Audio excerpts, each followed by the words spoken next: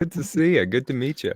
Yeah, nice to see you, Sean. You're looking intro great this today, evening. guys. Sorry, we had to go live because we weren't paying attention. Oh well, no What happened to the intro? Well, we could do it now just for shits and giggles. So why don't we? Yeah.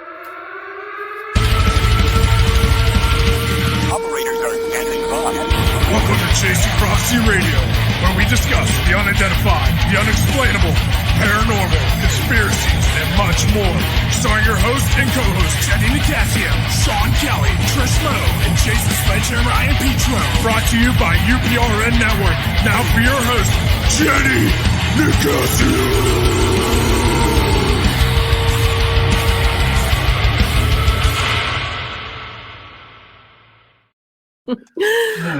Good evening and welcome to Chasing back. Prophecy on UPRN FM 105.3 in New Orleans, where we discuss everything and beyond the scope of normal. I'm Jenny Nicasio, along with my co-host Sean Kelly, Jason Ryan Petro, and the fabulous Trish Moe. And well, I forgot to say the Vampire Slayer Kelly. Remember, Sean, like, did you fix your camera? on YouTube? You know what? They don't listen to what I'm talking, guys. I'm the Oh my God, vampire Torture Tuesday, here we come. Oh my Yep. God, Torture just shoot Tuesday, me down, welcome. get it over with. Well, we have an interesting evening for you tonight, but before we get started, this episode is sponsored by Seriously, What the Frick?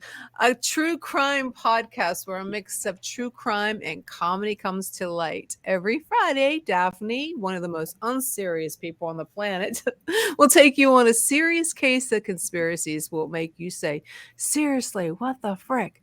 Daphne has a talent of making even her darkest stories lighthearted, but without being disrespectful. Best part is 20% of her monthly proceeds from her Patreon and her merchandise store. This is great, which her merchandise is to die for, let me tell you, goes towards the foundations like DNA Doe Network and the Cold Case Foundation to help give the people that she talks about the justice that they deserve. That's fantastic. You can find I keep calling her Stephanie. Daphne's podcast, Seriously, What the Frick? Anywhere you listen to podcasts, and check it out. And thanks again to Seriously, What the Frick, for sponsoring this episode. And you can find her link on our website and on our Facebook page, and it'll be on our bio too at the end of the show. Okay. Let me tell you. Before we have to make sure we're on our stations because we've been having problems with people finding us. Okay, so I think we have 7 comments so far, but those we're are on us. Facebook. We're on Facebook It's and YouTube. YouTube and Facebook. Okay, cool. Okay, that's good. Last week we weren't on anything, so because we're having one of those rememberable shows that kind of gets messed up, and we had a lot of complaints about it, guys. So I want to tell you that. So we got to get on the ball. We might have to designate people, like Trish does one thing, Jason does another thing, Sean does another thing. But before we want to delve into our guest tonight, Brad Kelly is our guest, and he's in. Brad. I do believe he's there. He's a sci-fi writer behind the novel of House of Sleep, co-host of the podcast Art of Darkness, which I checked out, featuring biological profiles of artists with a focus on the dark side of creativity, which I find fascinating. So if you ever watch movies or novels and like what goes into these guys' mind, so we're going to find out, because I know myself, I'm a writer like Brad. I'm switching over to a more scarier genre. I think I'm going to go into the horror aspects of it because there's a dark side to all of us, especially us creative people. So, and we'll make you think about when you read a book or watch a movie, make you think a little bit what went into that. So anyways, we're also going to talk about the tarot with Brad, and we're going to talk, like I said, the dark side of creativity. And the author, he's doing an ongoing series of what did you say that was, Brad? I was a little explications and interpretations of the tarot. Yeah. So it's interesting. So Brad, welcome to Chasing Prophecy. Thank you for having me, guys. This is awesome. I'm having fun already, and I haven't even. Yeah, So we're- firstly, I have a question right off the bat. Yeah. Is there any relation between Brad Kelly and Sean Kelly? Because they both have the same haircuts, they have the same Yeah, I last know. Oh. name. Yeah, he looks like he could be my uncle or something, right? Ah, Yeah, I don't thank you. know. Not that there's a lot of You Kellys can't even around. see him right so- now. But We can't see him right now. He's hiding. He does I that got all a- the I got a time. He glimpse. hides. Yeah. But your picture possible. doesn't do you justice, Brad. Oh, well, You're gonna have thank you. to updo it because it didn't. You look in there. You look a lot older in that picture. Oh, do I? Yeah. Yeah, Yeah. so Jeez, you're Jenny. young, so Take you it need to easy. update that. Damn, I'm Tim. aging in reverse.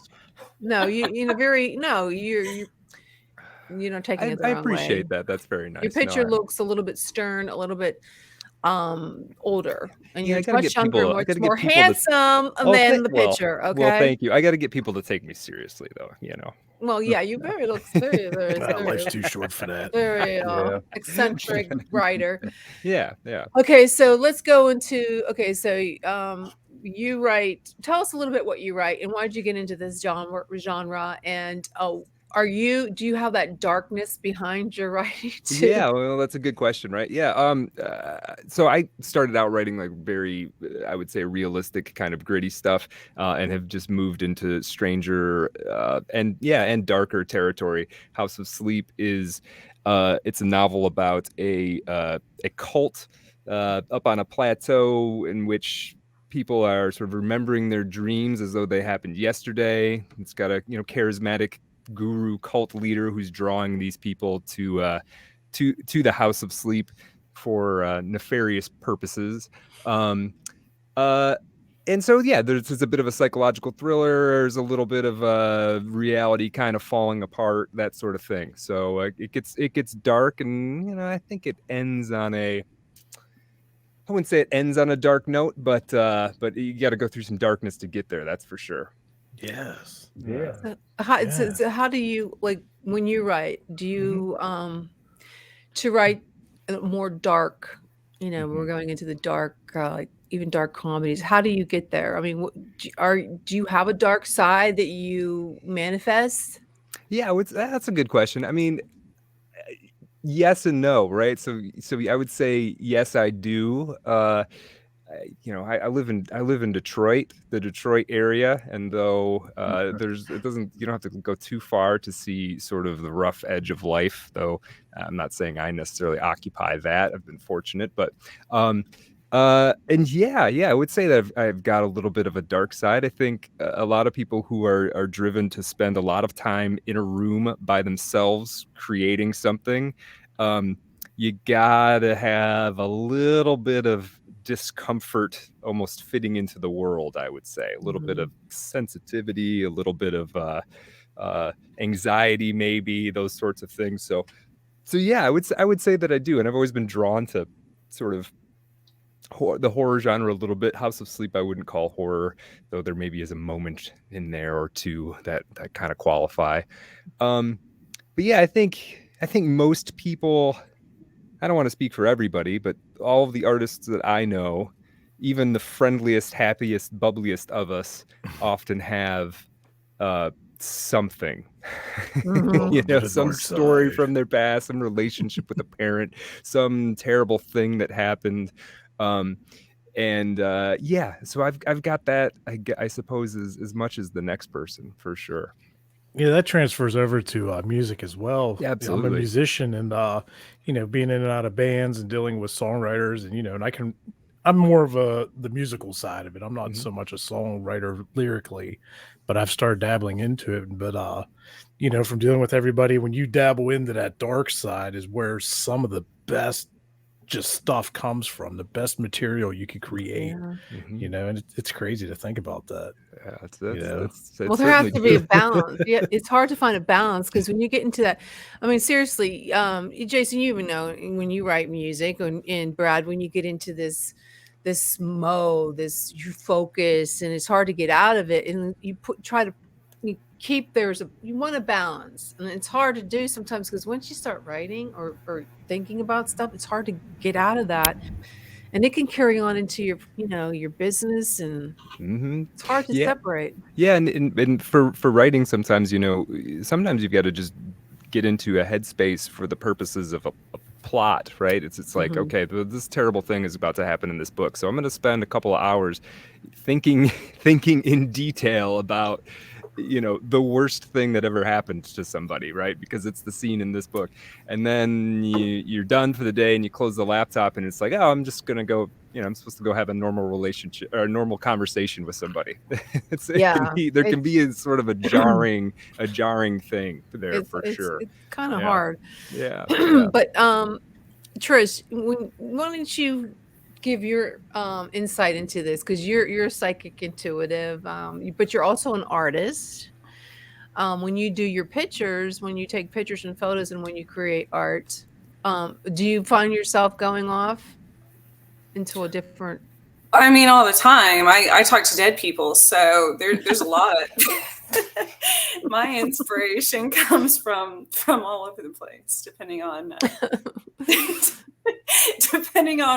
quite literally whether it's my own imagination or something I'm channeling. So no, that's a novel there. So Brad, so tell us about so you also do the podcast. Yeah. So part the podcast is called Art of Darkness, artofdarkpod.com, Art of Dark Pod on Twitter. It's a show I do with my friend, the great playwright Kevin Kautzman. We work on it together. And every episode we do a lot of research. So we'll spend a month, one of us will spend a month digging into the life and work of an artist and then kind of present it to the other person. And then we sort of take turns doing that. And so, you know, we've done a fairly wide range of people at this point. We did an episode on Johnny Cash. We did an episode on Marlon Brando. We're both writers, so we lean a little bit more towards writers, but we try not to stay there. We've done William Faulkner and H.P. Lovecraft and Franz Kafka and a range of other people. We're doing a poet coming up soon who I knew nothing about, who is the darkest one of everybody we've covered so far, to be honest. John Berryman. I think there have to be dark. Some of them, I mean, going back to Edgar Allan Poe, I mean, come on. Yeah. You go into absolutely. Yeah, do you find that drugs has a lot to do with the reason why they're dark? I mean, Johnny Cash was an alcoholic. I don't know if I watched the movie and I did a lot of research on him, but I don't know if he delved into the drugs. Yeah, he was a big, Johnny Cash was a big speed guy. So started out, it was like medical. It was prescribed to him because that was common, you know, when he was younger in his 20s and early 30s. So it's kind of, for him, the speed started as just like, he was just trying to get from town to town on tour. And then the shows were going so well. And then, you know, you take a little bit just to function. And then next thing you know, you need them to do anything at all. And that's kind of what ended up happening to Johnny Cash there. So I would say most of the people we've covered, and it ends up being drugs or alcohol. And it's chicken and egg scenario, right? It's which came first. Did they find the drugs because they needed that to fill a void, or did the drugs create the void to begin with? You know, it's a little difficult to say in some cases. What do you think, you know, because I know a lot of rock stars and stuff, obviously they delve into that stuff. And do you think that they turn to it because it helps them get to a place where they have trouble getting to, and it just lets it freely fly out? You know, but then sometimes they get overboard with it, you know, and you know, unfortunately some perish and stuff, but yeah, I think that's absolutely true. I mean, I think it's a combination of things. Like, I think it's that. I think there's the idea that it actually helps with creativity, and you know, to be honest, it does sometimes. I mean, to be perfectly honest, I mean, especially if you've got a deadline, you know, not to recommend it, but taking speed might help. Right? Like, wound up. Right. And not to say you should do it, but like, if you're in this sort of high stakes world and okay, I'm going to go perform in front of 10,000 people, I need this to go well. Right. You're going to do what it takes. And then that can turn itself into a habit. And the actual creative part itself, the coming up with the stuff to begin with. Sure. I mean, you know, that's pretty, you know, it's pretty commonly held belief that, you know, drugs of all sorts can be helpful for that. You know, turning it in, that's where the tricky balance is, right? It's like, having a drink that maybe helps you kind of relax from the day, and then that helps you get into your work. I don't see how that's wrong necessarily. But when eventually over time that becomes you needed to get out of bed, then you're in trouble. Yeah. So I think there's that. But then I think there's also this trick too, where a lot of these artists, especially as they become creative or more successful, they don't have anything structuring their time. They don't have anybody telling them no. They don't have anybody telling them, you can't do this. You have to be here. Right. And for some people, that is the ideal lifestyle. And maybe for all of us it is, but for some people can't handle that. There's no, why can't I get drunk? You still have to have structure. Right? Otherwise, exactly. You start like 50 projects and that's my problem. Because I have ADHD too. And I know, tons of artists, obviously, and we have all these things going on. So you do still have to have I was going to ask you if you are familiar with, it's been around for maybe 15, 20 years. There's a lot of organizations. I personally work with a few and getting more into it on prison art as therapy and prison artists. And I was wondering if you've ever interviewed anyone like that or kind of gotten into, because it's interesting. They have so many different styles, and some of them donate, some of them make money off of it that goes towards restitution and stuff like that. Right. But nobody's really gotten into kind of the stories behind them and how they got to that. Yeah. We haven't delved into anybody on the show, but I really do want to cover some people who've spent, like artists that are reasonably well known who've spent some significant time in prison. I did teach creative writing in the penal institution in Texas for about a year. Yeah. It's fascinating. A very wide range of talent for sure. Some people who were very impressive and everybody was trying their best, but some people, they never even sat down to write a sentence, to be honest, so it was very much a learning curve for them. But you can certainly see the therapeutic, these guys, some of these guys were just writing stuff. They were writing a story, but it was clearly them figuring out how they got to where they were, and I felt like nobody really ever asked them that, I don't think, like on a person to person basis. And you could definitely see that coming through their work. And, all of those guys, there was, if you go into a jail or a prison, the people are there for all different reasons. There's people who are a little touched by evil, to be honest. Then there are people who are just screw ups, and not even casting aspersions on them. They just can't get it together, right? Can't resist temptation, made bad decisions, just had poor luck, did the same thing as 1,000 other people, and they were the ones that got caught. But yeah, that's a fascinating aspect of it. The guy we're covering soon, this poet John Berryman, American poet, he got locked up a couple of times for short-term things, but he was like teaching at Harvard at the same time, and he got drunk and disorderly charges for crapping on his landlord's front porch. Like he just, on the one hand he was, he was a Shakespeare scholar and a Pulitzer-winning poet, and on the other hand, he get a couple too many whiskeys in him, and you had no idea what he was going to do. So it takes all kinds, I guess. So tell us about your the other work you're doing with the tarot, because this is a paranormal radio show and we talk about the tarot all the time. Yeah, I love it. Yeah, so I've been reading and studying tarot for it's been quite a while now, 7 or 8 years, I suppose. And I don't do readings in any, like, I do readings for a lot of friends. I haven't tried to turn that into any kind of event thing. It's sort of an intimate a friend that wants to talk about something, or a friend of a friend, that sort of thing. But I've been reading about it and really thinking about the tarot for a long time. And as a writer, I'm very interested in metaphor. Excuse me. And so it made sense to me at some point, like, I'm really trying to figure out these cards. Mm-hmm. What's the best thing for me? Well, I think by writing. So it was like, I'm going to take each card and I'm going to write 2 or 3 pages. I'm going to do some research. I'm going to bring a little personal anecdote into it. I'm going to, maybe research something that doesn't have anything to do with the tarot, but seems like it fits into this interpretation of this card, and just try to show a slightly different take on it. Not contradicting.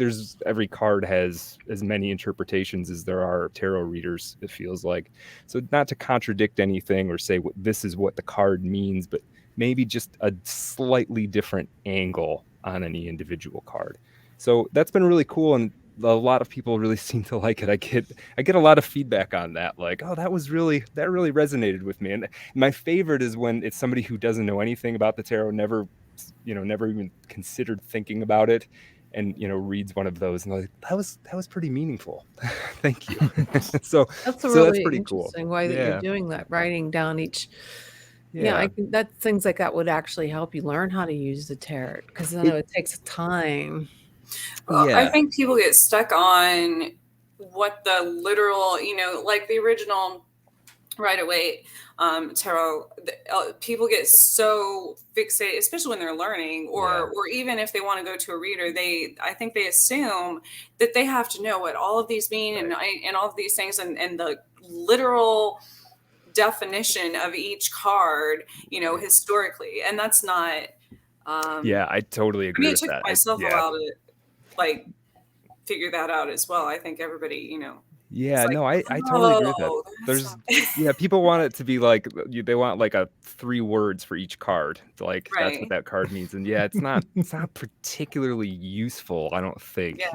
That way. It's kind of constricted, and the cards talk to each other too, so if you're not flexible about them, they're not gonna be in dialogue with each other. Absolutely. Either. So and there's been so many people have written so much very brilliant stuff about the tarot. You could spend the rest of your life just reading books on the tarot. So that's pretty cool. You can check that. That's on my website. I'm supposed to promote myself. Brad Kelly-esque. That's Brad KELLYESQUE.com. So you don't do any reading like readings and no, just what she's saying is she wants a tarot reading. No, thank you, Jay. Thank you, Jay.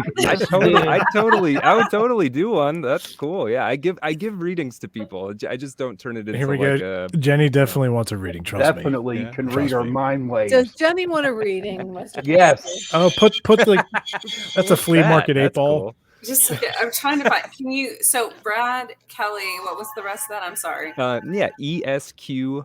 ESQ. Okay. UE. So bad. I want to come in there and there's a tarot tab on there. I think I've done like 13 cards at this point. What's your favorite spread? I sort of do like a modified Celtic cross without the traditional Celtic cross has the big bar of them on the right. Yeah. I've realized when I was giving people readings, they start getting like people don't have that kind of attention span anymore. Yeah. So I had to like trim it down and get rid of that. Like goldfish. Yeah, exactly. More than like 3 cards, and you're 3 cards are the best. Yeah, people start checking their text messages by the time you get there, so you got to like kind of cut it short. So I just do the sort of the middle of the Celtic cross. So what is that? 6 cards, I guess. 6. Yeah. I'll do a 3 card for some people sometimes too. Yeah. Have you ever, when you've done a reading for somebody, by not knowing what the definition of the card is, but what you actually felt when you pulled the card off the deck, have you ever done something like that? Yeah, certainly. Especially like early on, I would. So early on when I was studying tarot, I was a single dude, and I learned that it was a really good way to talk to girls at the bar. I've never thought about that. It's true, Trish. It wasn't the bald head. No, that doesn't help at all. I think so. But so like, I never tried to read cards for anybody until I felt sort of reasonably confident that I could do it.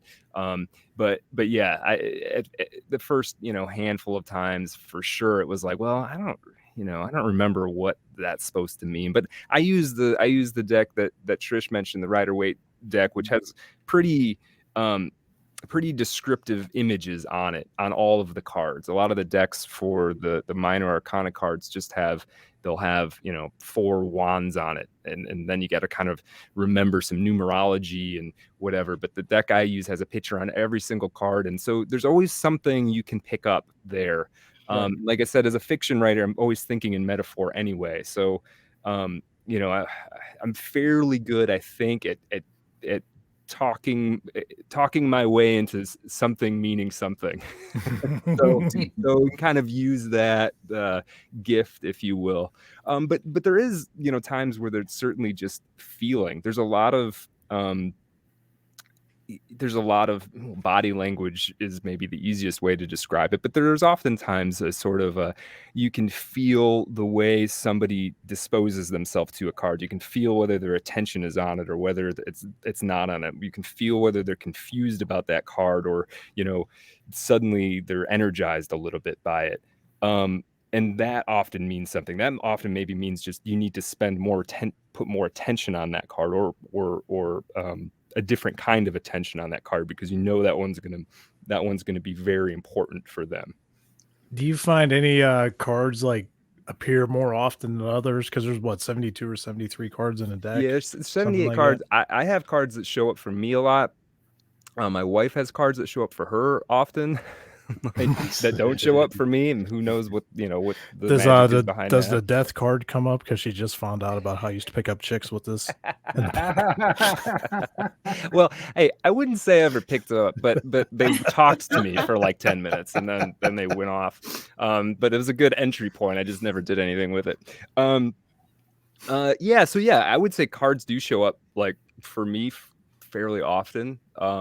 The card I've gotten the last couple times that I've thrown some cards is the 9 of Pentacles. I'm just saying that because I have a deck right here.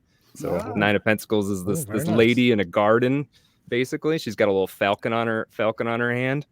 And yeah, that one pops up for me a lot, and it's about resilience, self-reliance, aspects of being in tune with nature. The falcon thing has a whole personal meaning for me that probably would take too long to explain, but it's weird to me that the one with the falcon in it shows up all the time. That feels like something's going. It feels like a weird synchronicity, to be honest. So that's pretty cool. So that definitely happens. And I have a couple of other friends that I read for pretty regularly that they will have like a couple of cards that seem like they show up almost every time. Do you ever have like tarot showing up, because it started happening to me in your reality? Like, look, I was just walking my car the other day, and there was literally a playing card, a 2 of hearts, right by my tire. Yeah. And I'm like, oh, or like a king of something, or I'll be driving and see like a semi truck that says night on it, like KNI, and a number. I'm like, so my entire life's like, No, that definitely happens. And it feels like you're kind of looking for it for sure, but it definitely pops up. There's the moon card, which meant a lot to me for a while, and still does, but resonated with a phase I was in with my life. The moon card has these 2 big towers in the back. And there's been a couple of times where I've like been having a moment and walked out into an area and been like had 2 towers of some kind, or something that looked like 2 chimneys or whatever, and just sort of thought, whoa, something. Power moment. Yeah, exactly. And then you start thinking about what that card means, and yeah, it's pretty it does get into your life and into your psyche for sure. Can it get too overwhelming? Like, do you find yourself getting like sucked into, and you're like, oh my god, this, that, and the other? Not so much. I mean, to a certain extent. It's funny, I was talking to somebody about this one time who is a very traditionally religious person, and it was like he straightforward asked me, he was like, but don't you feel like you're inviting a demon into your life? And I was trying to take that question seriously. Like, do I feel like in some way there's something invading my life? And to be honest, it has been so helpful for me understanding what I'm experiencing that it feels like it feels sometimes like I've got a visor and I got a button I can push, and suddenly like you can kind of see the world in a slightly different way Yeah. because of that simple system. So yeah, I think it's done nothing but add, to be honest. So maybe I get sucked in a little bit, but it's been hugely helpful. So Like we have a comment in here from a Gloria. yeah, I'm talking about mediums and stuff, and I That's can probably see, directed towards me. maybe. well, you see, I have no, I'm like I don't have any gifts really. I'm like a scholar nerd guy. So Trish is probably like actually able to read people. I Right, need a but crutch. it was negative. Oh Not very no. positive. What? Come on. Well, Trish. you know, like Doreen Virtue, she used to do. I don't know. I'm sure you, Brad, you've heard it. You, Trish, have you That heard name of rings a Doreen bell. Virtue? She did all these tarot cards, beautiful cards, and she said that she found Christ, and she believes that you're not supposed to do that, so she Mm, doesn't do it anymore. But that was her whole livelihood. I mean, wow. she spent a lot of money on artists developing her cards, and if she did so many different shows on the tarot and angel card readings, and she doesn't do any of that anymore. And she Wow. has tons and tons of YouTube videos saying don't do it, Wow. because you're bringing the occult. But I can see the tarot cards because those go back to, like Trish, back into back into the Middle Ages. They've been doing tarot cards and a Well, lot. and nowadays there's even I have like angel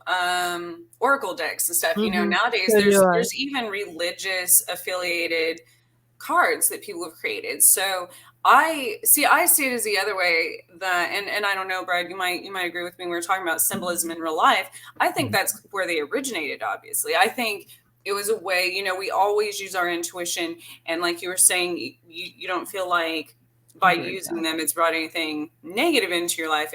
If anything, it's been the opposite. And I feel the same way, because when I see in real life, like two towers or something, or a tower, and I'm like, okay, a tower moment, but that kind of helps you. I've probably avoided like car accidents and all kinds of things because I'm actually paying attention. By living in the present, it also helps me be present.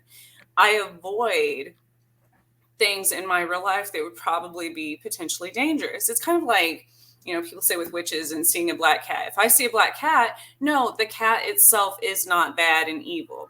Right. But I know in my life, that's probably symbolic of something in the near future.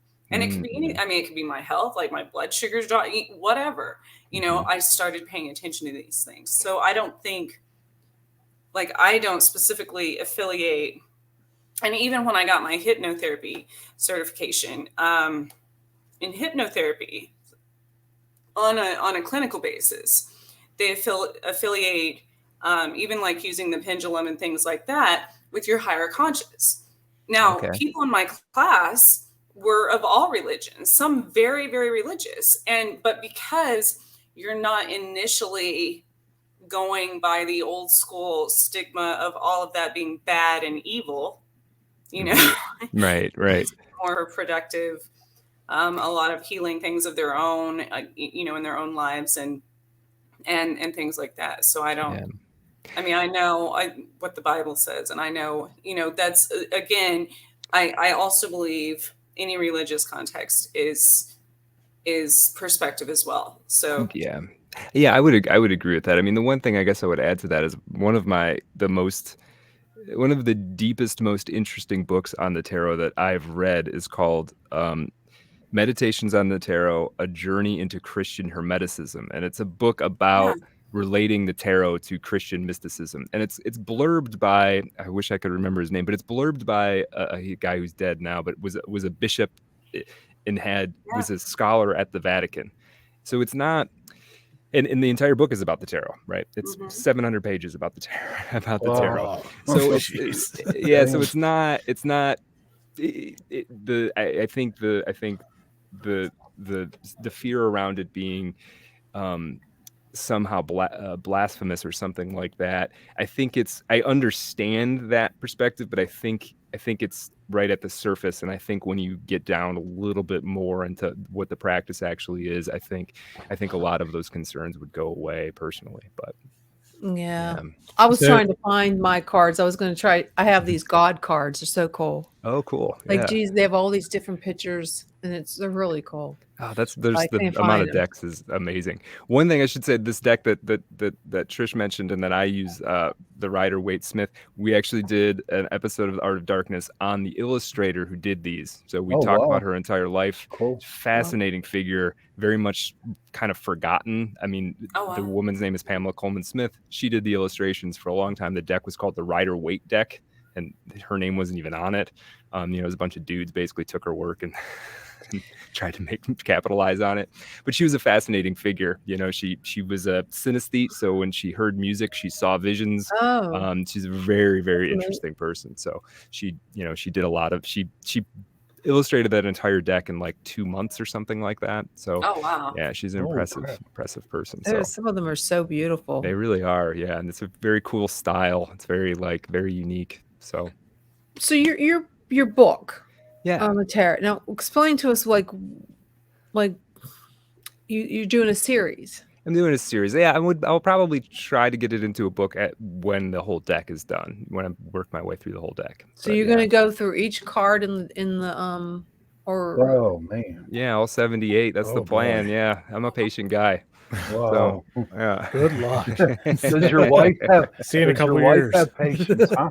Yeah, she does. Yeah. She knows what I'm up to. So and she's a reader. yeah, she is for sure. Yeah. So she likes. So how she come you likes my don't do stuff. like on a side gig? How come you don't? What's your Do- reasoning for not? read tarot cards? One, I'm kind of too busy. I mean, I might still. Yeah, I'm open to that for sure. One thing is that I kind of just started it as a personal thing, and then started doing it for. I don't even want to say for fun, but as a way to. The one thing about tarot is if you get reasonably good at reading the cards, you can go from "Hey, how are you doing?" to the deepest conversation you've ever had in about 2 minutes. So Takes a lot of energy. it does. A Yeah, lot of it'll energy. tap you out for sure. But so it became this kind of cool thing. You're sitting down with your friend and you're like, all of a sudden you guys are talking about like core stuff about their being and the Mhm. way that they, and it's a little bit exhilarating, Welcome honestly. to the dark side. Yeah.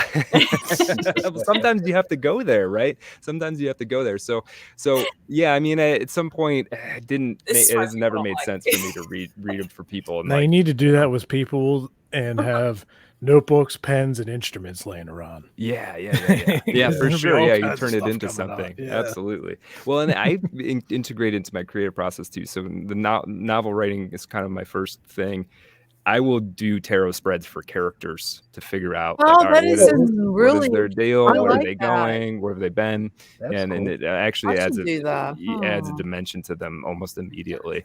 So Did you Yeah. do it? It's a way to unblock sometimes a lot of the creative processes, or yeah. even if you're trying to make. I know a lot of people, including myself, use it occasionally for say you're trying to decide on 2 different houses to buy, or any major decision like that. Yeah. In your book, Brad, right? Did you for the cult leader? Yeah. Did you lay a spread out for him? Yeah. Did you? Yeah, I did. And for all your characters for that book? Yeah, that book is 3 major characters where you get like scenes from their perspective or whatever, and yeah, they all had spreads, and I figured out where they all fit on what's called the Fool's Journey. That which is is- yeah. really a good idea. Yeah, because it gives you these are old patterns of how things are, and even if a person wanted to say for your own life they're kind of silly or whatever, in the fictional world it's perfect, right? It because these are patterns that have survived and people have found resonance in them because they're on some level true. And so the fool goes, the magician goes into the high priestess, and that makes sense. So so it's really cool for that process, integrating into the creative process for sure. That's amazing. How long did it take you to? I mean, you said you're still learning, but how long did it take you to learn all the cards? Like, I know you said you don't. Yeah. To like do a spread, to like confidently do a spread for somebody. Yeah. I would say when I started getting into it, I was reading about the cards and looking at the cards like every day for half an hour, Mhm. hour, for probably about 6 months Really? before I felt like I could confidently, because it's not just knowing what the one card is, it's the multiple cards, and it's telling a story. Maybe that's not the right way to put it, but presenting it to the person you're reading for, where all of the cards are talking to each other. So it's not just the individual cards, but it's understanding what to take from each one to make them work together, and you're weaving a tapestry that might be meaningful to this person. And then also starting to pick up, and then that's just reading the first time you read for a person. Then you have to start understanding how to read the person, which is also a challenge, right? To really, what is their, from how they start into it. I've had friends who are very very smart guys, but very skeptical sorts of dudes, scientist type figures, and I had to tell them, I was like, listen, I know you think this is all BS, but just bear with me, okay? you gotta try. You have to try too. This isn't me trying to prove something to you. Sit down, let's go through this. And those people have all universally sort of gotten something out of it at the very least. So Nice. yeah. That's good. That's good. Cool idea. A lot of people, I like your energy, Brad. I appreciate it, man. I like doing this, and I'm so glad you guys invited me on. So this is really cool. So a lot of people that I've run into, over the years, they always say, like, you don't want to mess with tarot, you don't want to mess with an Ouija board, and a lot of That's what I people, I mean. think, like kind of categorize them together. Mhm. What's your opinions? What's your opinion on that? Just so people. Yeah, I don't. Ouija board, I haven't really messed with since I was a kid. I don't know what to make of it. Yeah. Trish That'll bring probably you some knows demons. much more about that than me. I think it's intention. I mean, because a lot of tarot readers do, especially if you're tapping into other people's energy and doing it for there's some readers that just do collective readings and things like that, so they're not necessarily tapping into a specific person's energy. When you're doing it for a specific person, you're tapping into their energy. People don't realize the spiritual entities and attachment. I mean, it might not be the person themselves that has something negative, but something that might be attached to them. And that's where I think that the board, I don't know if you do that yourself and call in different, based on a person's religion or whatever. You'll hear a lot of readers say, asking for their ancestors or spirit guides or angels or whoever to join them. So I think that's important, who you're calling in. Yeah. I mean, I for doing a tarot reading for somebody, I will certainly say a prayer, and I'll sort of also take a moment of, just because I want to meet them where they're at, right? So I'm going to I take it fairly seriously. And I don't know exactly what I'm messing with. I'd be honest about that. Like, I don't pretend to know all of the levels of what this thing is, but I do think that if you, like most things in life, if you go at it well-intentioned and sort of pure of heart, you're safe from most of the bad stuff that can happen. Now, if you're doing a reading for like a serial killer, I would probably, you know what I mean? Just serial killer. I don't want to be reading anybody's serial killer. I'm just like, that's pure evil. That's pure evil. You're right. Yeah. Hey, Brad, I did some research on you, and you were, I forget where it was from, but you talk about owls. Yeah. Is that what? Yeah. Can you explain that a little bit about the owls? Yeah. You can't see it here, but I have like 12 or 13 owl tchotchkes, like right here. So, like, I'll just pull one. I have a bunch of these just sort of sitting here. Nice. Yeah. So owls, I guess you would call it sort of my spirit animal or whatever. But they're, and again, I'm sort of obsessed with symbology and metaphor, right? Sorry. Yeah. What's that? Owls creep me out. Yeah, they kind of should. Doesn't that mean when you see an owl, doesn't that mean death? No. Well, see, it depends on the sort of the poetic kind For of mice, tradition yeah. that you're dealing with. The Middle Ages, the owl was thought of as an avatar of Satan, but that Hmm. has not that interpretation sort of hasn't survived because the Greeks had a totally different interpretation, and other traditions have as well. For me, the owl is a symbol of wisdom. And then there's a couple other things that they're sort of metaphorical about them. They can turn their head in all directions, right? So there's an ability to see what maybe otherwise is very difficult to see. They hunt at night and in silence, which is Mm. creeps me out just to say it. Yeah. Poor But mice. it means Yeah, right. but it means something about being able to operate in realms of the mind that are occluded. So being able to go into the sort of the depths, I suppose, and retrieve something. So they mean something to me in that regard, and I've had a lot of dreams about them. Really? So yeah, they just show up in my When you dreams. hear, I had thought it was like when you hear an owl, that means someone's going to die. See, I've never heard that particular one, but there are certainly, always there are a lot of, they're always a creature that has like mystified and terrified people forever. Most, Yeah. Did they ever most- figure out how many most licks people it that- takes to get to the center of a Tootsie And Pop? that was coming.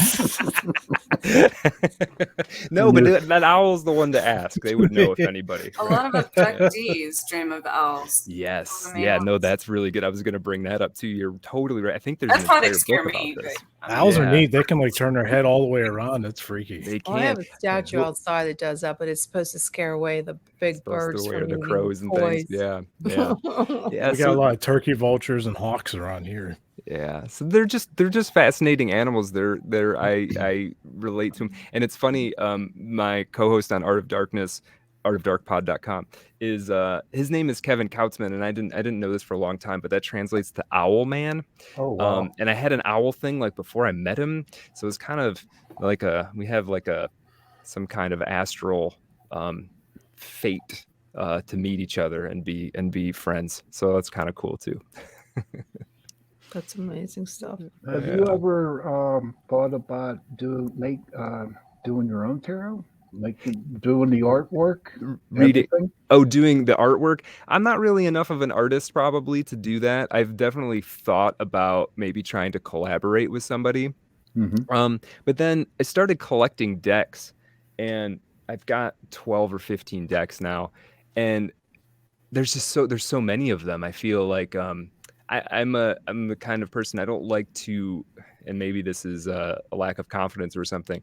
I don't really like to delve into something unless I feel like I'm going to be really good at it. Hmm. And I'm a little overwhelmed by trying to do a tarot deck. It's taken me so long to be able to write a novel that I'm afraid I don't have enough lifetimes to master that craft too. I always wanted to do, but I just It's interesting to me for sure as a project. It's super interesting. very What interesting. do you think of the definitions of the cards in your own perspective? Yeah, like what do I like? What's The my take? definitions of each card. Yeah, they've sort of changed over time. I don't think anybody. What I think is that nobody is the authority on them. So they've all been, they've been interpreted over and over and over again by some very learned and intelligent people, some very empathic people, and I think what ends up happening is like a lot of these things, a lot of sort of symbol systems, is you just pile interpretations on one after the other, and over time what resonates will stay and what doesn't will get washed away. And so what we're left with now is this corpus of books and interpretations. You can take whichever ones make sense, not take whatever other ones don't make sense. And I think ultimately anybody who delves into this is going to come up with their own sort of dictionary of meanings. And I think that is actually, I used to be a little bit hesitant about coming up doing that, but as I spend more time with it, I feel like that's the destiny of anybody who's going to read tarot, take it seriously and really dive into it, is you're going to come up and it's going to be not entirely your own. It's going to be pulled from different sources and different times you read, and you're like, whoa, I really saw that happen in this reading, and now that's a permanent part of that card for me. But yeah, so I don't think there are strict meanings, but I think there are, you could take stuff and try to make up your own. That would be ridiculous. You could take the death card and try to make it about getting rich or something, and this wouldn't make sense, really, right? But as long as you can make the metaphors work for you, then that's what it means. Awesome. Yeah. Absolutely. Yeah. Makes me want to read. Haunted houses work a lot like that too. You get all these people coming from all over the world, and there's been tons of different perspectives and historical findings, and you have layers and layers of history and people's energy in there and stuff. And it always comes down to kind of collective findings from all of it, Yeah.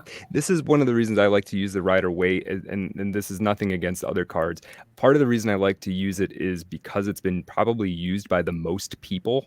And so there's something about that by itself. Like every time I look at a card, it's like millions of people have looked at this card and tried to figure it out. And there's something about the energy of that I think is in it somehow.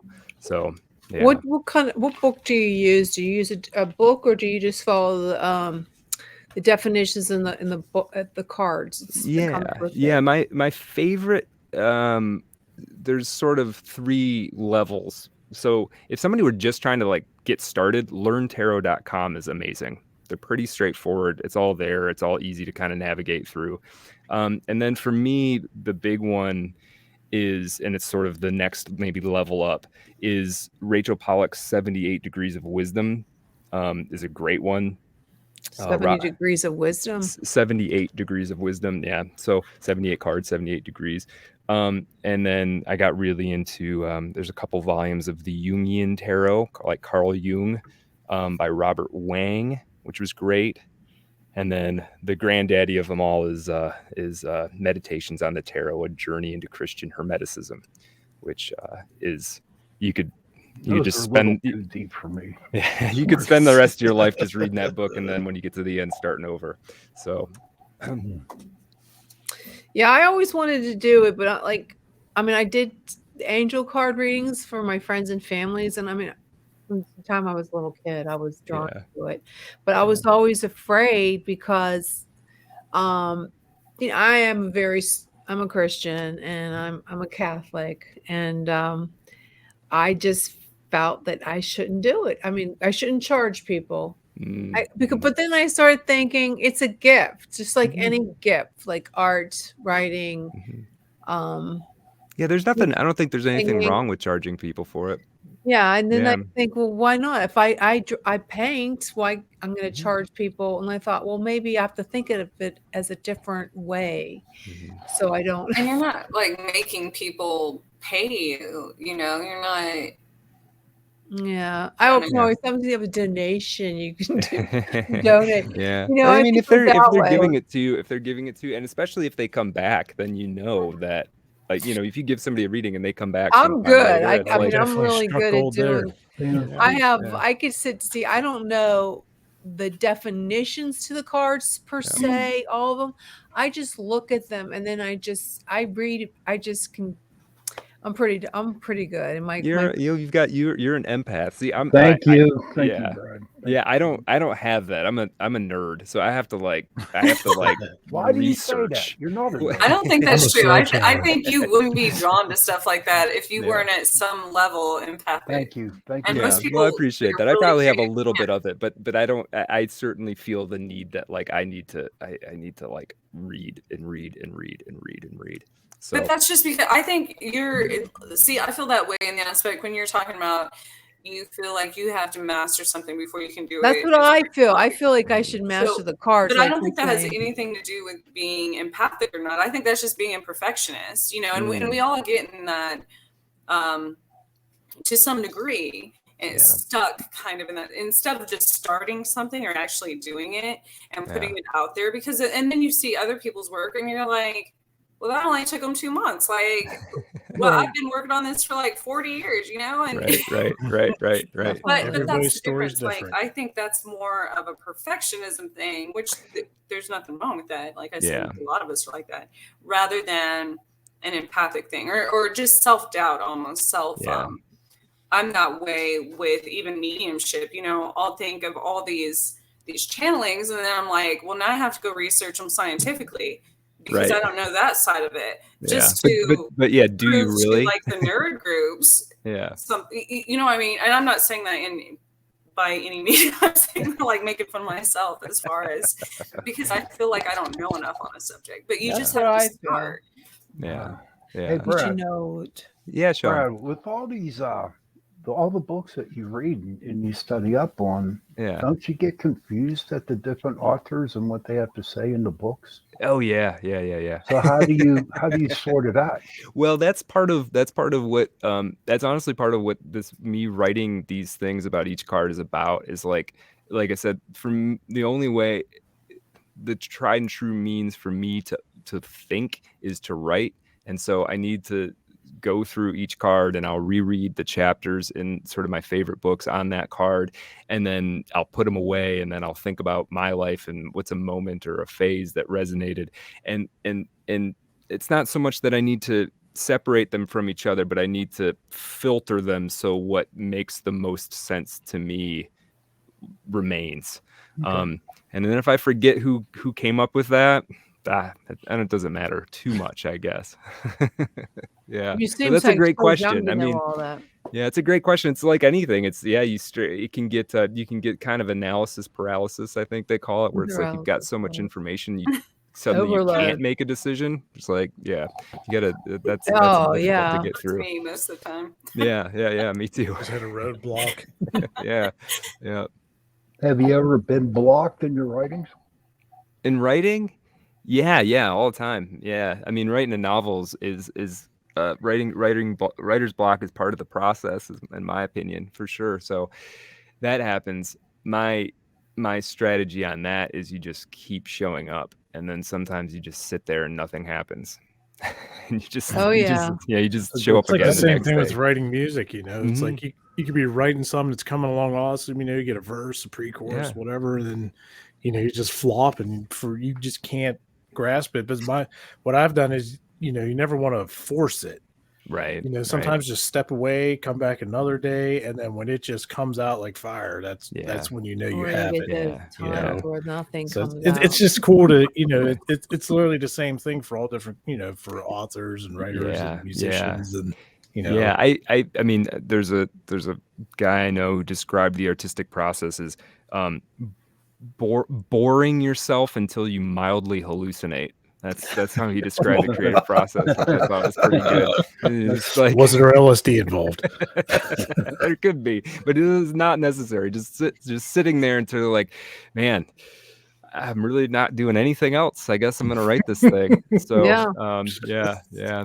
Or you want to do so many different things. You want to do this, you want to do that, you want to do this. Yeah, and you can't focus on which one to do. Yeah, that's a challenge too, for sure. And the novel has taught, writing a novel as a craft has taught me so much about patience that it's been worth it for that almost by itself. Do you write an outline, or do you by the seat of your pants? And it's a little bit of both. I mean, yeah, I kind of know where it's generally gonna end up, but I'll write 15 drafts of a chapter, so things change for sure. So you do chapter by chapter, or do you finish the novel and then do the drafts? Yeah, I write it like a third of the way, and then I go back to the beginning, and then halfway, wow. and then back to the See, beginning, I've and never then finished if I 2/3 of the did that. way, and then yeah. It takes James a long time. Patterson has the longest outlines I've ever seen in my life. I took Yeah. his master class. I was like, Oh, oh my okay. God.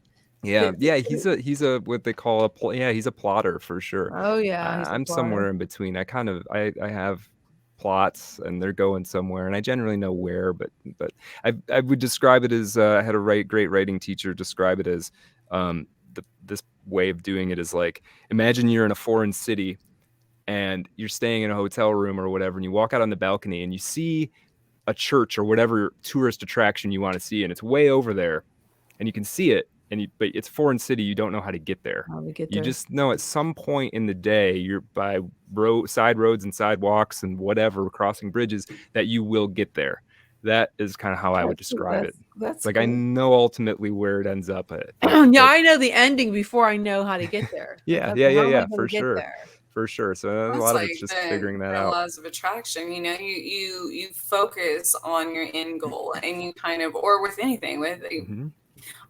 with writing and stuff, I kind of, especially sci-fi stuff, I initially did it like a crime scene, you know, Mm. because I was a criminal justice, and so you start at the end where the Mhm. crime was, and you work your way out, you know, and that's how I always all my English teachers and stuff always suggested that. Oh, that's a great way, because it's like there's only so many ways to get to where you're at right now that makes sense, right? And so Yeah. you take those step back, and then from there, there's Good only so many advice. ways that make sense to get here. So Well, yeah, Brad, where can we find you at? And Yeah. for our audience, sure, yeah. listeners. My website's Brad Kelly-esque. That's KELLYESQUE.com. I'm really active on Twitter for Twitter folks at Brad Kelly. It's just my name. Podcast is artofdarkpod.com. We're having new episodes every week or two. And that's also on Twitter. We're really active Definitely. there at Art Definitely. of Dark Pod. Ladies and gentlemen, check them out. Thanks for joining us tonight, Brad. Yeah. Thanks, Brad. Pleasure. Thanks, Brad. Yeah, thanks for having me. This Enjoyed it. was so Good. much fun. I really appreciate You it. have a great Yeah. one. Have Yeah, a be good one. good. Thank you. Fascinating. I Yes, loved it. very much. Very Yeah, good. a lot of good information. Yes. Yeah, it's a good information. Well, this hour is sponsored by Carnation, so make sure you check them out. They're delicious. Thank you so much, Carnation, for sponsoring this hour of Chasing Prophecy. And ladies and gentlemen, don't forget to like us on Facebook and follow us on YouTube, because we need your subscriptions. It's good night. We have we're gonna do 45 more minutes, and we're gonna talk about some interesting things, like what's going on out there. Um, a lot of crazy stuff is happening in the UFO world again. So we're gonna I be- was reading that. Yeah. did you read that article I sent? Yeah, I read that. Pretty interesting. Okay, which did you read the one about Sherry? Yeah. We talked, yeah, Sherry Hinkle. I got a lot of her information. She helped me when I was doing my third book of my trilogy, Aurora's Curtain, about the underground bases. And she knows a lot about this stuff because she herself has been abducted and taken underground and all other places.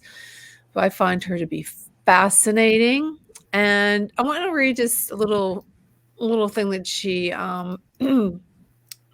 wrote, because she has a whole bunch of the Doyce papers, Dolce.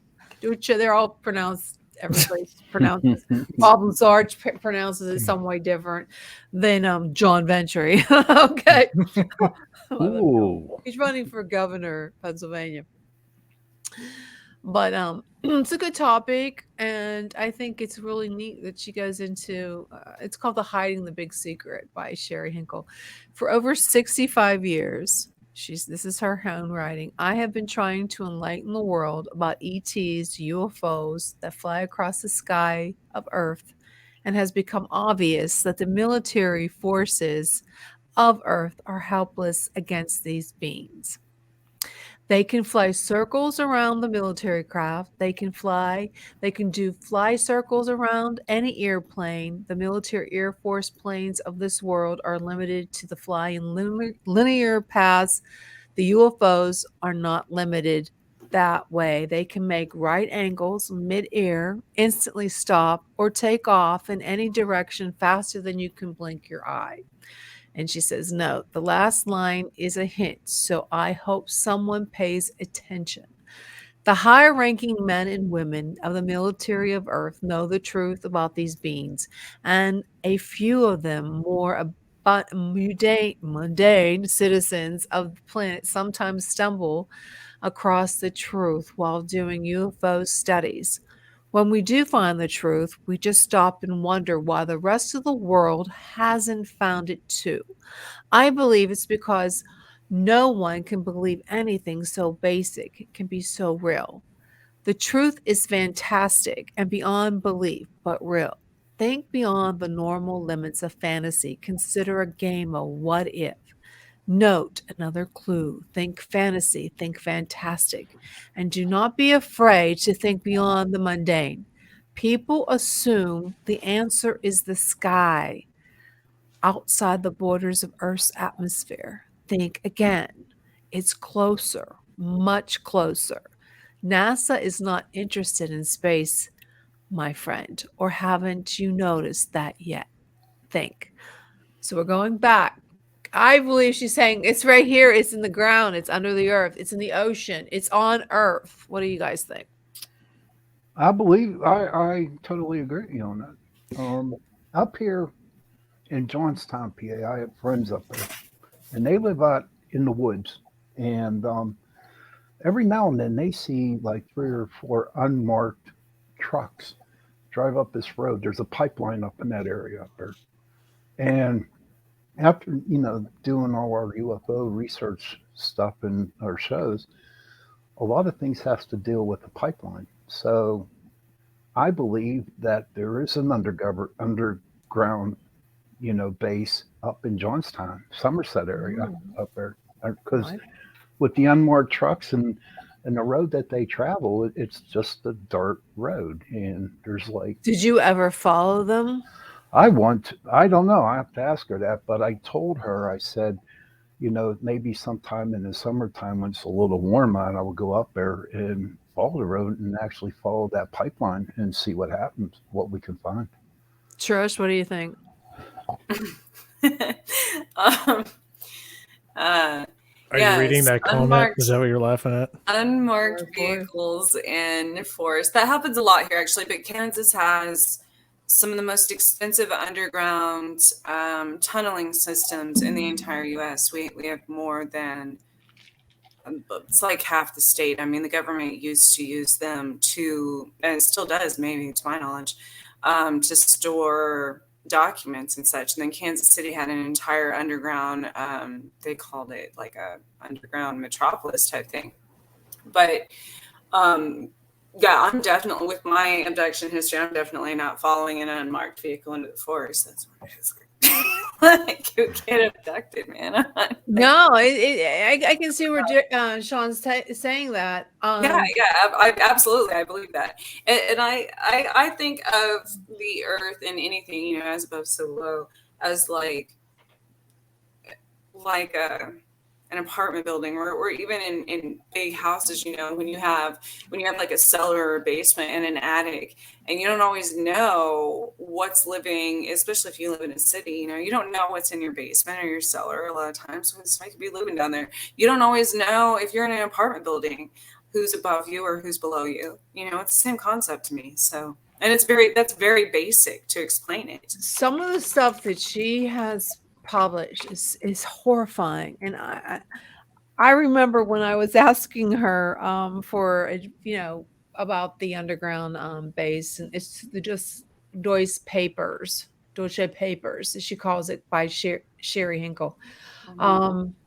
She said this, because I told her it was a young adult book, and she goes, "This is not for young adults." Whoa. That's how horrifying it is, but I did it anyways. So, and that's the thing with me. Like, those things are triggering to me because I came from New Mexico. I've been back there in different experiences. So, absolutely. Hey, Trish. I'm sorry. Go ahead. I was reading that article that you sent me, Jen. And as I further went down, it was saying that a lot of the abductees, they had burn marks or headaches. You're talking about the other article? Yeah. Yeah. Has that ever happened to you? To me? Yeah. Oh, absolutely. Tons of times. I mean, do you get burn marks? What happens to you? Burns. Because radiation probably marks from the radiation. Yeah. I've had radiation poisoning. You name it. Oh, wow. Okay. I was just asking, Jason, what are your thoughts on that? Oh, well, with all the accounts of, people talking about the underground tunnels and in the oceans, I believe it's highly possible that there's UFOs that we just don't know where they're at, from all the sightings and everything. But like, what do you guys think about it? It seems a lot of more than often than not, they're coming out of the ocean waters rather than, Yeah. a lot of people like see Yeah, them that's what coming she's out of the saying. A lot of ocean. it's going into So the are ocean. they like on the ocean floor? Do we think that we can't, the depths that we can't reach, or do we think that they're, using the ocean as like an entry and exit, and then have the tunnels underground? There's so There's many. probably tunnels under the ocean floor. Probably. Well, look how deep the That's Mariana one theory. Trench is. Yeah, we can't even get to the That's- bottom of that. Yeah. But I've also thought about, so it's kind of like when we were talking about the lightning balls, right? Like the energetic, they can travel along electrical lines and grid lines and things like that. And that's using electricity. And so to me, I'm like, well, yes, absolutely, there could be underground under the ocean. But what if they're using the water as an element to assist in their travel? Kind of like an interdimensional thing, I guess. I don't know how to explain that, but because water has been depicted in every religion, every culture, and every is almost a living thing to an extent. There's, when you think of it in that aspect. So what if they're using that as kind of an aid in helping them travel? True. And that's just their entry and exit points, like you said. But I also read too that water it's like a refueling thing for them, that they draw a lot of energy from the water, which gives them a lot more strength or a lot more power to go up in the air, I've seen that, and lightning also. You okay, Jen? No, there's a comment. Can't help herself. Reading these comments. We have a comment. It says, my dog fell asleep next to me and was farting right in my face while I was having a sleep paralysis episode. It went on for 4 hours. I couldn't move and was fully aware. Jesus, Lord help us. Lord have That mercy is a crappy on my situation. Soul. Yeah. Who was that? Hopefully, hopefully they didn't end up with pink eye out of that. Oh my God. I don't know. But yeah, no, I think they draw water. They draw the energy from the UFOs. The water gives them more energy. I definitely do. I mean, I think that a lot of the, I think they're right underneath our. Oh, I have to share this with you guys. I have to find out what that. There's do you remember that YouTube video? YouTube with Saturday Night Live with their counseling on. They were abducted and they were doing a group counsel. You remember? Yeah. Oh, yeah. This again. There's a series on There's a series based off of that. And there's two girls from Saturday Night Live that they're starring in. It's a comedy. It is. I watched it. I finished the whole first season of it. It's called. Let me tell you what it's called because it's so stupid. Tell us what it's called, Jenny. It might take me a while. So let me. We're used to it. It's terrible. I videotaped it and showed it to my kids because I was laughing. I couldn't. They're just so stupid. I want to see if I can find you a clip on it because it is stupid. But I can't remember the name of it. It's so bad. I'm terrible. Wait a minute. Let's see. Oh, where was it? I have so many videos. It was so fun. It reminded me of that YouTube video. I'm serious. I was like, oh my God, that is so funny. It's the same stupid. Where the heck is it? Well, you're fine today. I want to ask Trish a question. Okay. Trish, whenever you were out in New Mexico and with the underground bases that they have out there, did the earth shake like a tremor of some sort anywhere around in that area? Where they supposed to be at? No, well, I think in the mountains it did a lot, but they did so much testing up there with different things. They, we never knew whether it was like we had a lot of sonic booms from when they were testing the stealth fighter jets when those first came out. Mhm. They test them over the mountains before anybody in the world saw them, for that matter. And then there's also another thing I was going to say about the water thing in New Mexico. They have bottomless lakes, and people swim in them, and it's crazy to me. I would never swim in it because that freaks me out. But they've never, they're supposedly deeper than the ocean. Really? I didn't hear And they that. just go down to a gigantic hole, and there's no end to it. Not that man has found anyway, so that's why they're called bottomless. And those are in New Mexico. Oh, wow. Possibility there in order might have a UFO base down in there then. Huh? And then I've always thought that in that specific area, and then of course, you always hear about things in Central America as well, like in Mexico and do you all think that it has something to do with being close to the equator? Because that axis, we always talk about the different ley lines and parallels, but in New Mexico and Arizona, where there's been tons of sightings and, the Phoenix lights and all that, and then right across on the Mexican border and south of that, do you think it has to do with the equator as well? I think so. Like when I was in the Navy, I spent 3 years out at sea, and crossed the equator 3 times. So I believe that. I mean, Maybe Did there's the some water sort go of, down like, the drain the opposite magnetic- direction, Sean? oh, dude, I'm telling you, no. When you cross the equator, there is something that really messes with your body when you do cross it. I mean, literally. I found the YouTube room. I Oh, love it. Jenny's excited. We're in trouble now. It's called People of Earth.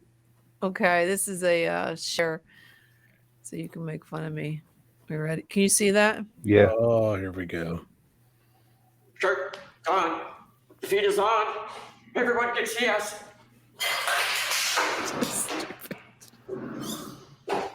It's so stupid. We can see you. You're in the wide open. Get down.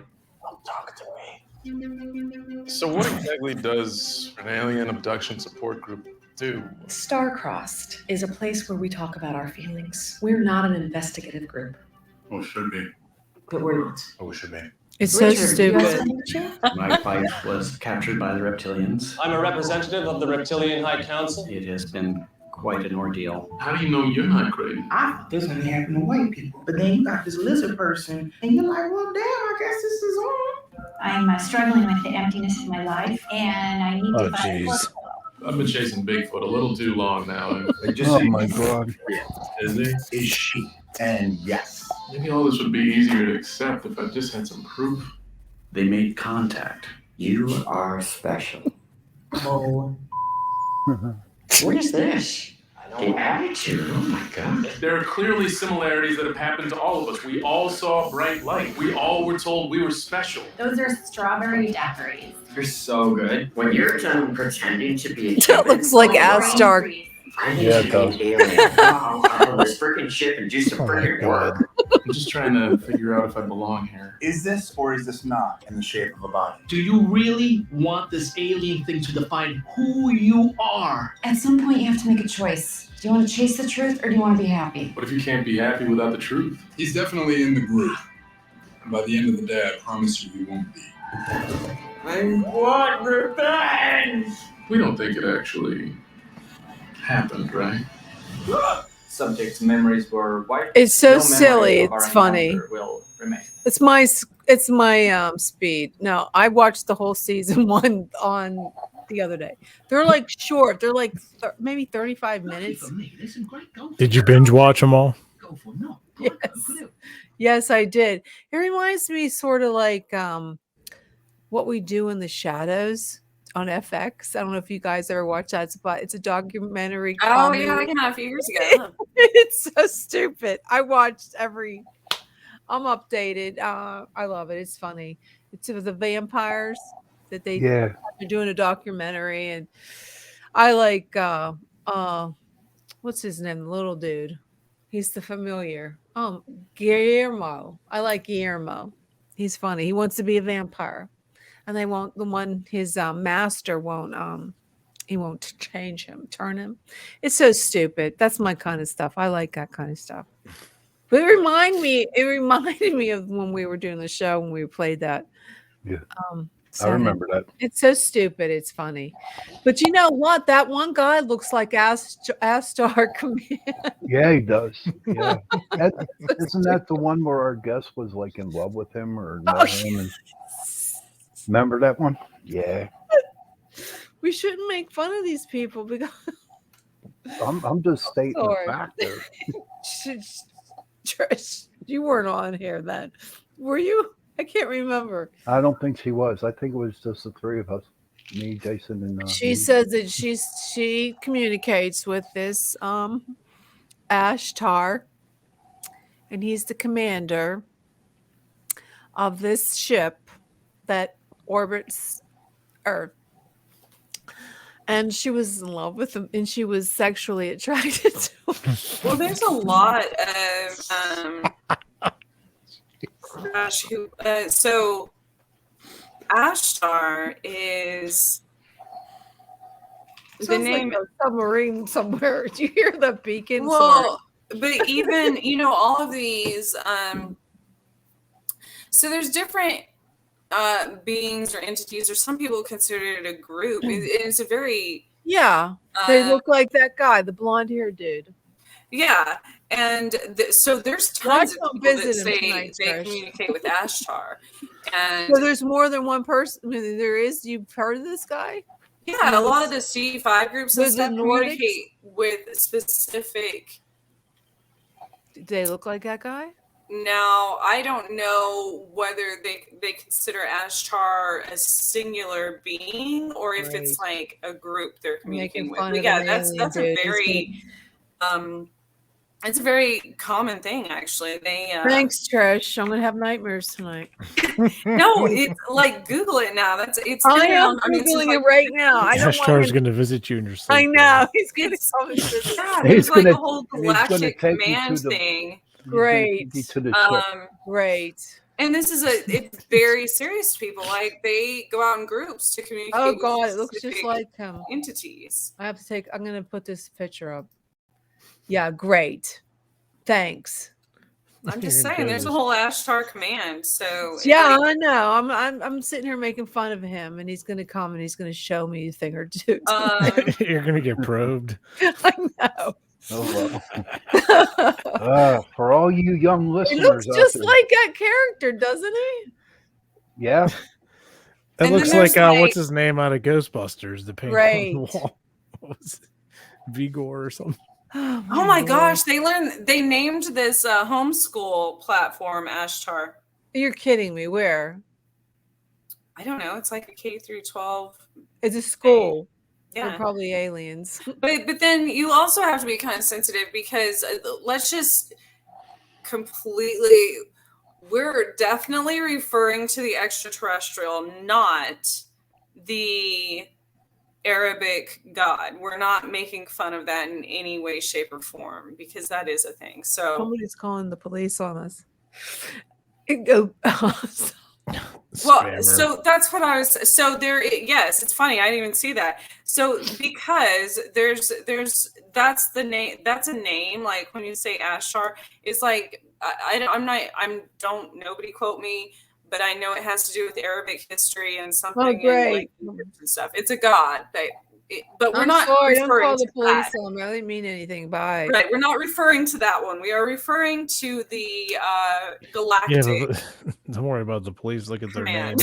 I know. Jeez. We're gonna be hacked. In no way, against the Muslim religion. Oh my Lord, jeez. Okay, back onto hot topics. Hot topics. That what do we call? Anybody been to that store? It's been a while. Off topic. I got one. Okay. Oh. How Go about ahead. Go ahead, caller. I'm losing my mind. I was watching the news with Elon Musk buying into Twitter. Oh yes, congratulations! Now we can have America back. 10%. I think about 10% of the company, which was good like for him. Good for him. I wonder if he's going to let Donald Trump come back. Well, that's what everybody is saying on him. They're going to see how legit he really is. I think he's legit. I mean, well, I do too, but I You think can't say anything. now you can with him on the board. I hope so. It's going to be nice to be that rich. Wasn't there something that said like if you made 10 grand a day since the time the pyramids were built till now, you still wouldn't have as much money as Elon Musk or something like that? How did he make all his money? Was it just the cars? Just the cars? Yeah, the electrical cars. No one can afford those cars, though. Do you know how much one of those electric cars are? Have any of you seen the ones that catch on fire and burn people's houses down? Yeah. Yeah, because you have to plug them in. Yeah. Right. Now think about it. Yeah, you're right. You're right, Sean. Think about it. A full charge on one of them cars, say like they go 100 miles. So what are you going to do? Stop and recharge? And well, what are you going to do if you're driving through a deserted, that's what I'm saying. A desert, and then, why would you want to get one? Put solar panels on the roof. Were they going to have charging stations everywhere? Well, doesn't Tesla have that built into their system that you could punch in like where you're going? Like say you're going on a trip and it'll tell you where there's charging stations along the way or something. But then you gotta sit there for half an hour. Or you get attacked by the cartel, like on what Better Call Saul. I don't know if you guys watched that. I watched that too. And I think they also said, well, if you got a flat tire on one, you got to get all four of them again because they're equally weighted or whatever. I don't know. I'm not buying an electric car. Sorry. I'm not. I'm sorry. I'm not. No. Can you imagine? Imagine this. It's the middle of summer. It's 100 degrees out. Everybody's got their air conditioners running, and now they got to plug their cars in if they already didn't overheat and explode in the heat. And now the power grid's just going to sink. No way. Sorry. Can't do it. I'm sorry. I can't We're not built for that yet. I won't do it. I can't do it. I don't, for God's sake. Okay, moving on to the X-Files. Pentagon released another 1,500 pages. That's what you were talking about before, Sean, right? Yeah. Secret documents about shadowy UFOs. Okay, so we have all this stuff from the Defense Intelligence Agency. Okay, so why aren't they? I know what like Sherry says with her hair. So what's the point of even showing this? And this one looks really scary. Okay. Well, see, the only problem I have with that, it comes from the Sun magazine. And isn't that a tabloid? No, sometimes it is a tabloid, but no, because this is true. They've been talking about this for National Esquire. Well, no, they've been talking about Black. That's where they get their information. The Onion. Isn't the Men in Black? Aren't they? Aren't they the government people? Yeah, but they go investigate Will Smith and Tommy. stories that they've seen in tabloids because they think nobody, people. Well, you know what? That's what the Project Blue Book did. Did you ever watch that series on the History Channel? Project Blue Book, they actually did do that. They'd hear these stories, like you said. Yeah, because they think nobody would believe it, but those are actually more realistic than. Yeah. And according to this, it said the DIA, the Department of Defense spy arm, said some portions of the documents must be withheld in part due to privacy. Now, come on, confidentiality concerns. So you can't release. It's just like crimes. You can't release people's names; they would be targeted. Yeah, but come on. Then why would you publish that in a magazine, telling everybody that they were unclassified? And then you read it. According to, they said that they discussed it with the Barack Obama and Bill Clinton, but didn't they talk about? Didn't Trump say that they told him too that there were alien or UFOs? Yeah, we know they're UFOs. We've seen the UFO pictures. I want to see more than UFOs because they probably have it. When are they going to release that? Well, seriously, is that one of the reasons why Trump started Space Force? I think so, but they are. Okay, going back to Roswell, okay, and about the Area 51. Is it Area 51? Right. Why do I keep saying Area 54? What the hell is that?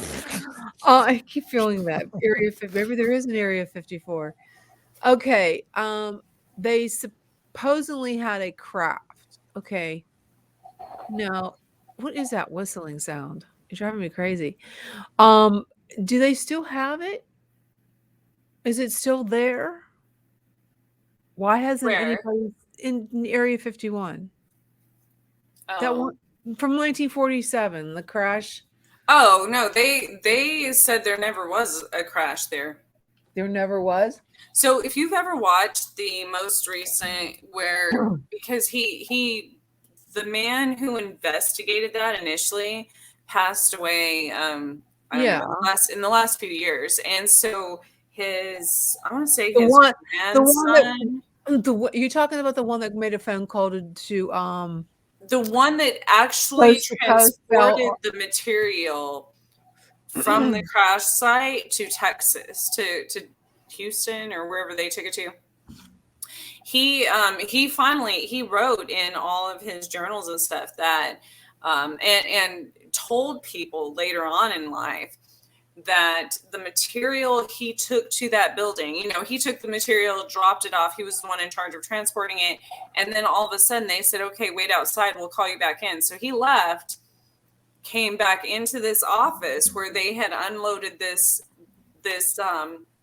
part of the crash debris. And he said what they replaced it with something. And he said, that's not what I brought here. That's not what I transported. And they replaced it with weather balloon debris and said, this is what you brought here. And he swore it wasn't. So that's all. Nobody knows what happens. I don't know. I still think. Well, why the secrecy? I mean, we know that. Well, that was back in 47. No, well, seriously. I mean, they think that the human population is going to be so freaked out. I mean, come on. I don't think that's it. I think it's more because we will.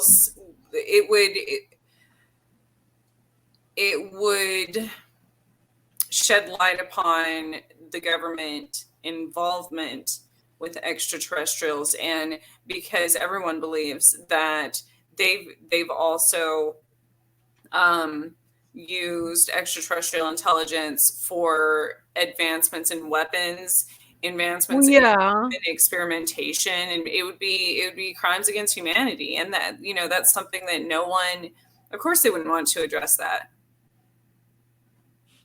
I don't know. I think don't they have an airplane out right now that they're working on where it's actually cloaked, where you can't see it coming? Oh, that's shapeshifters. There's one also that goes past the oh my gosh, it can go into almost into orbit, an actual airplane. Yeah.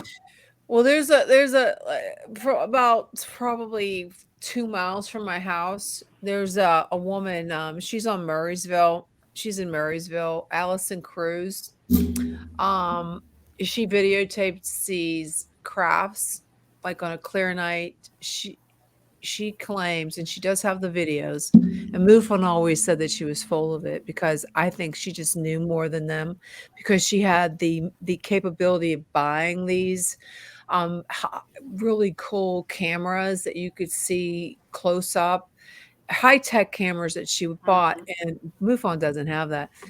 And she got these crafts. They look like a helicopter, and then it morphs into something else.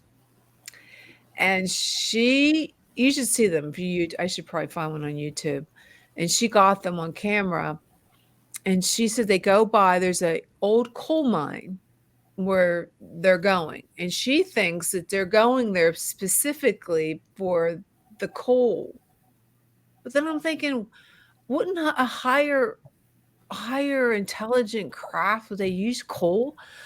And then she goes, maybe not the coal, but there might be something under the ground. But she said everybody in the neighborhood, their power will go out when these things are shown. So what do you think it is, Trish? Because you're shaking your head. What do you think it is? Well, I know as a photographer, I can't even name the number of times that I've been taking pictures. I'll be at like a football game or something, and there'll be a plane that flies over or something. I just happen to have my camera out, like fishing or something. And I'll try to take a picture with my camera of because I've lived around a lot of, military and Air Force bases and stuff. And the modern ones now, I'll try to take a picture of them with my camera, and it locks my camera up. It will not take a picture of it.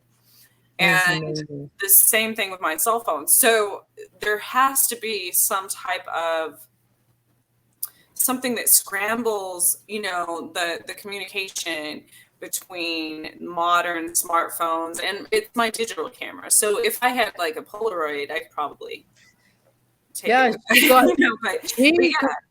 She sees them all the time. Yeah, I can't. So I know for a fact there is some type of cloaking.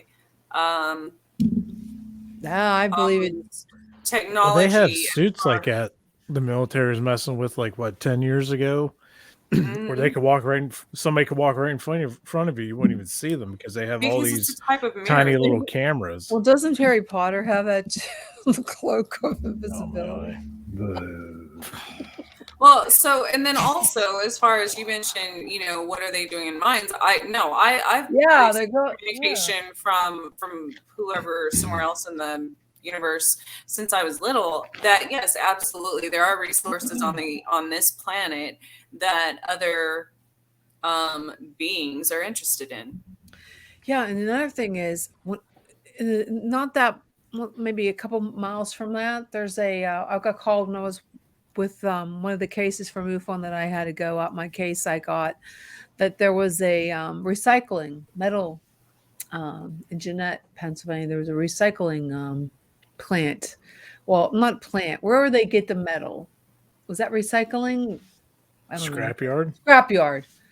And the family there said that they saw in the middle of the night, they got the whole yard lit up, and they looked outside, and they went outside and they got pictures and everything of it. But when they went to go, I guess, I don't know if it was a digital camera, that it did not come out. All they saw was flash. Yeah. They were so drawn. They were drained. But they were all drawn to this looking up in the sky like you see in the movies.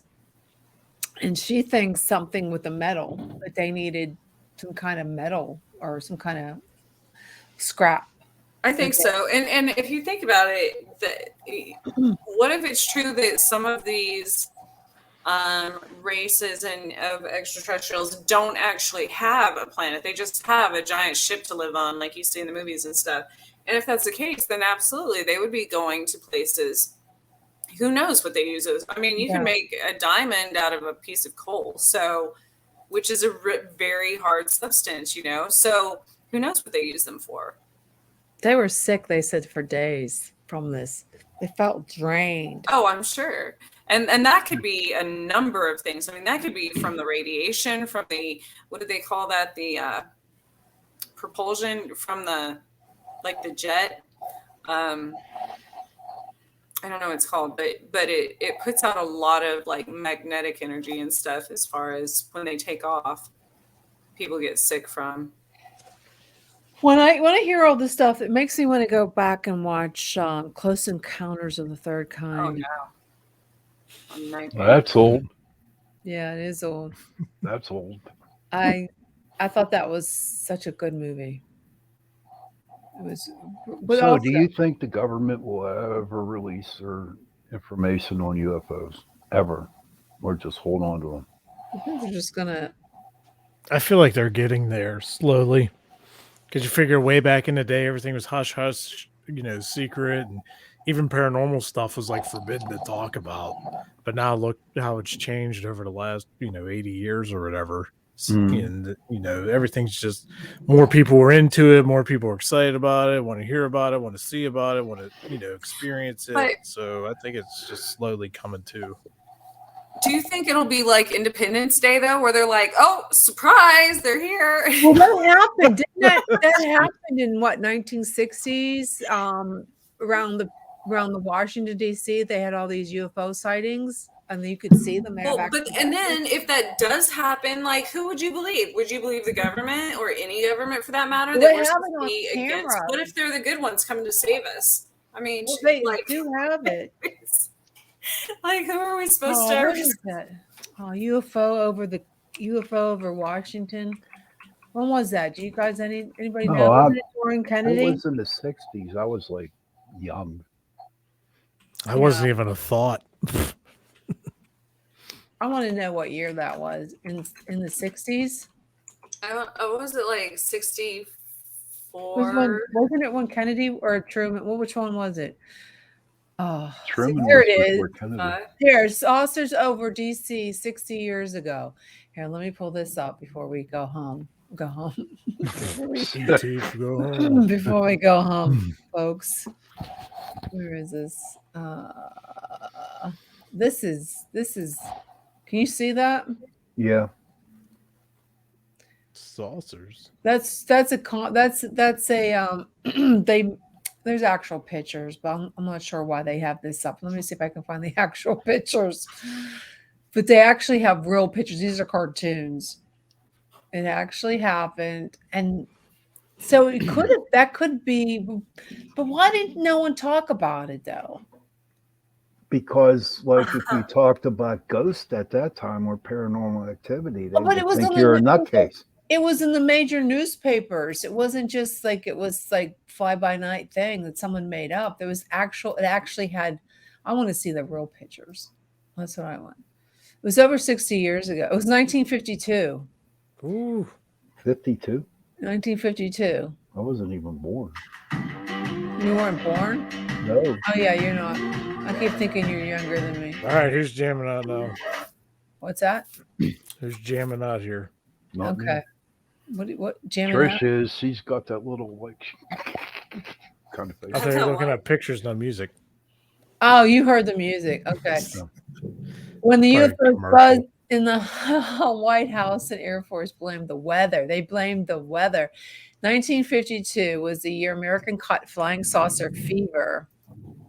So when a rash of strange sightings were reported over the sky, Washington, D.C. that summer, the press and the public demanded answers. I think back then, I mean, people only had like 3 channels on television, and so they could have taken it off, right? A lot of people might not have even known about it, like on the West Coast. I mean, look at War of the Worlds that came over the radio back in the 40s or 50s or something, and people were like taking their own lives because they were scared because the alien invasion. And it was fake. You know? Yeah, that's Not only that, do you all think that it would have a huge effect on religion and people's perspective of religion and just spark chaos like they assume it will? Very possible, Trish. Yeah, absolutely. I think we're I don't know. I think we're desensitized. I don't think we would. I don't know. This is an actual picture in 1953 where they said they saw it. Is that a UFO that I see? Oh yeah, there is. I'm gonna see if I can bring this forward. Have you all ever paid attention? I paid attention to this when I took art history in college, and the amount of, like, in historical paintings, I mean really old paintings, where it looks like there's a UFO in the sky. Oh yeah, A lot of them. Yeah, there's tons of them. I think they already did that specifically to show that there were UFO sightings back in there. And back then they talked about it like it was during the normal thing. Renaissance. Yeah, there was tons of them. Yeah. Okay, we're gonna let go early tonight because our fantastic vampire slaver, Sean Kelly, the sexist vampire slayer. She's gonna turn into a pumpkin here soon. Yeah, I got my show coming up. I'm Yeah, gonna have the Ohio Ghost Crew, and they were down there at Buxton with us, and they're a good group. They have all kinds of neat stuff. So You guys got to start doing some UFO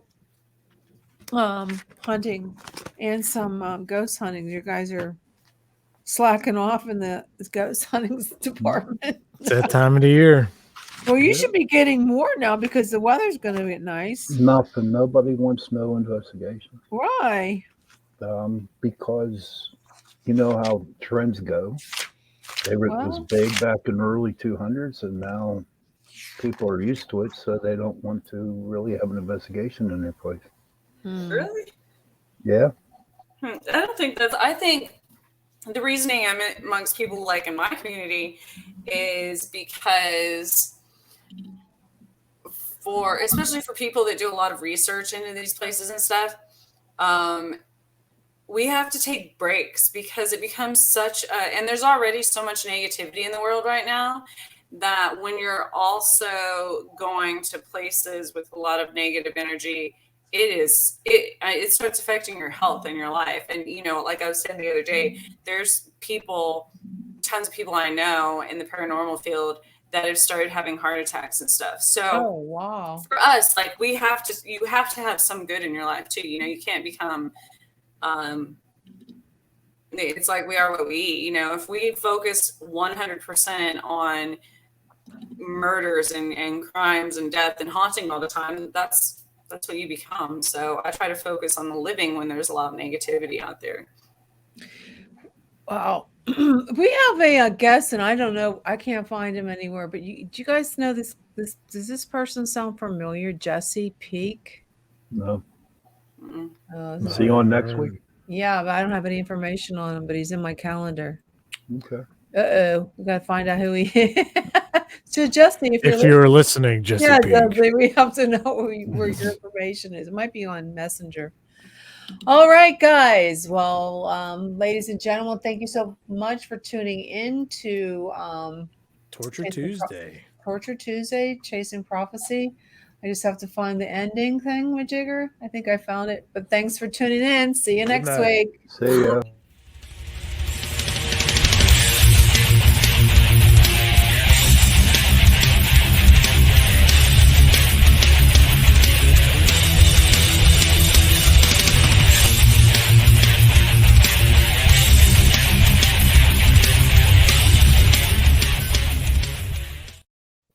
Okay, guys. Thanks. Trish left. Hey, we're still live. Oh my, why? Oh no.